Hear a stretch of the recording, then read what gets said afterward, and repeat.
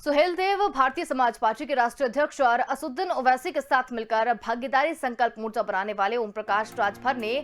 BJP के साथ नजदीकियों की खबरों को एक बार फिर से खंडन कर दिया है। उनका कहना है कि उन्होंने कब कहा कि राजनीति में सब संभव है। वो 3 साल से कह रहे हैं कि बीजेपी को सत्ता से बाहर करेंगे। राजभर ने कहा कि बीजेपी के साथ नजदीकियां बढ़ाने की चर्चा पर इतना ही कहूंगा कि राजभर को पता नहीं है मुसर वनबाट के लिए। वहीं राजभर ने अपनी प्राथमिकता सूची को गिनाते हुए कहा कि अगर साथ जाने का मौका मिला तो पसंदीदा सूची में नंबर 1 पर सपा, नंबर 2 पर बसपा और नंबर 3 पर कांग्रेस है। ओम प्रकाश राजभर ने कहा कि वो बीजेपी के मित्र कभी नहीं बन सकते।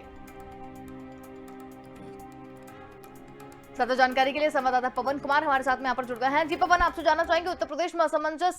में राजभर दिखाई दे रहे हैं, इसके साथ ही उन्होंने बीजेपी से नजदीकियों का खंडन भी कर दिया है, क्या कुछ अधिक जानकारी है?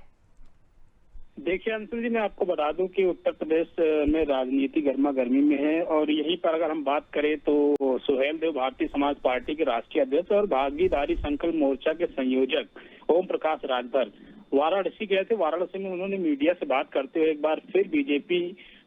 को गठबंधन करने के लिए जो है उन्होंने सीधे साफ तौर पे कहा है कि बीजेपी से हम गठबंधन नहीं करेंगे। यूपी चुनाव गठबंधन को लेकर आखिरकार जो चुप्पी थी वो उन्होंने तोड़ दी है। लखनऊ में यूपी के जो प्रदेश के अध्यक्ष थे भारतीय जनता पार्टी के, तो उन्होंने एक दिन उन्होंने मीटिंग की थी जिसको लेकर लोग कह रहे थे कि जो अटकलें थी कि बीजेपी में एक बार फिर शर्तों के साथ ओम प्रकाश राजभर जी जा सकते हैं, लेकिन उन्होंने एक बार फिर साफ कर दिया कि बीजेपी के साथ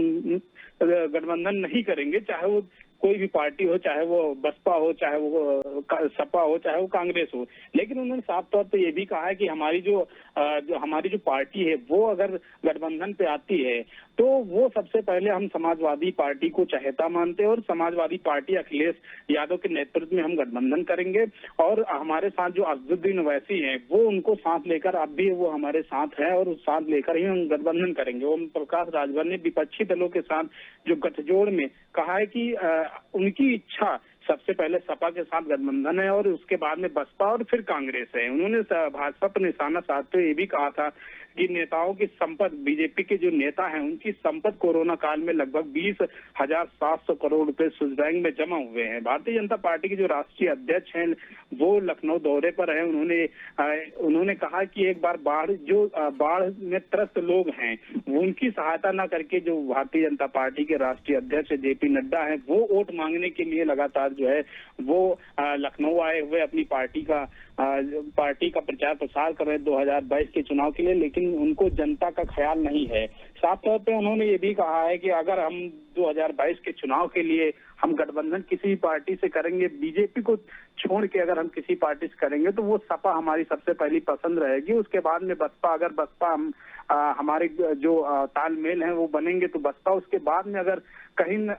ना कहीं अगर हम कहीं पे हमारी जो तालमेल नहीं बनती है तो लास्ट में जाके हम कांग्रेस से गठबंधन करेंगे। बिल्कुल पवन जी, लेकिन ओम प्रकाश राजभर की अगर बात करें तो अखिलेश को उन्होंने अपनी पहली पसंद बताया है, इसके बारे में क्या कुछ कहना चाहेंगे? देखिए अखिलेश के साथ वो कई बार उन्होंने मीटिंग की है। असदुद्दीन ओवैसी यहाँ बहराइच दौरे पर भी रहे हैं, तब से उनकी जो असदुद्दीन ओवैसी की जो मीटिंग चल रही है वो लगातार सपा और बसपा, सपा और इनकी जो पार्टी है सुहेल देव पार्टी, वो लगातार कहीं ना कहीं, चाहे वो बाबू साहब हों, उनकी जो पार्टी है भारतीय जन अधिकार पार्टी, और ये तीनों लोग मिलके सपा के साथ गठबंधन करने के लिए लगातार जुड़े। अगर हम पसंद की बात करें तो वो कहीं ना कहीं ओम प्रकाश राजभर लगातार इसके पहले भी कहते आए हैं कि हम समाजवादी पार्टी के साथ गठबंधन करेंगे और हमारी जो समाजवादी पार्टी है वो हमारी जो पिछड़े वर्ग के जो लोग हैं उनको हमेशा सहायता करती आ रही है। और एक बार फिर अगर हम समाजवादी पार्टी के साथ गठबंधन करेंगे और हम सरकार बनाते तो हमारी जो समाजवादी पार्टी का जो नेतृत्व होगा वो हमारी जो पिछड़ा वर्ग है उसके लिए लाभदायक होगी।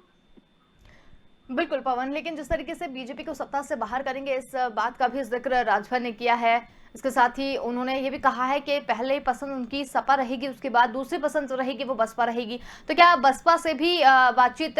है उनकी, बातचीत और क्या हो रही है उनके बीच में? जी बिल्कुल, देखिए भारतीय जनता पार्टी में ओम प्रकाश राजभर जी कैबिनेट मंत्री रहे हैं, तब से वो बीजेपी से लगातार जो है व्यवहार उनका जो रहा वो कहीं अच्छा नहीं रहा। वो लगातार संघर्ष करते आए हुए हैं और बीजेपी के साथ लड़ाई लड़ते हुए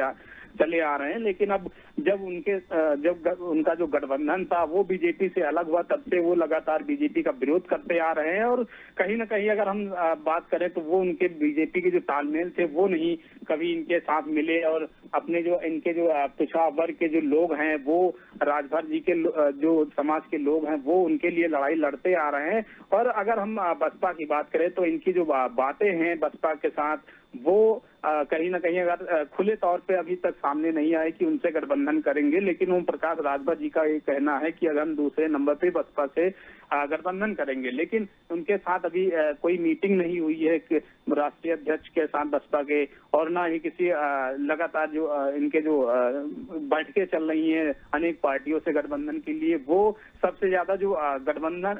बैठक रही, जो तालमेल रहा वो समाजवादी पार्टी के साथ रहा। उनका साफ तौर पर कहना है कि हम समाजवादी पार्टी के साथ मिलकर यूपी नहीं पूरे देश से बीजेपी का सफाया करेंगे और बीजेपी को बुरी हार 2022 के चुनाव में देंगे। और यही नहीं, चाहे वो इसके बाद में अगर हम कांग्रेस की बात करें और गठबंधन की बात करें ओम प्रकाश राजभर की, तो कांग्रेस और सुहेल देव पार्टी जो है इनकी ये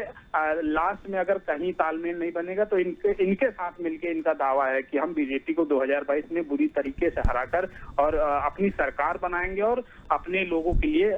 विकास और कई प्रकार के अपने समाज के लिए काम करेंगे। जी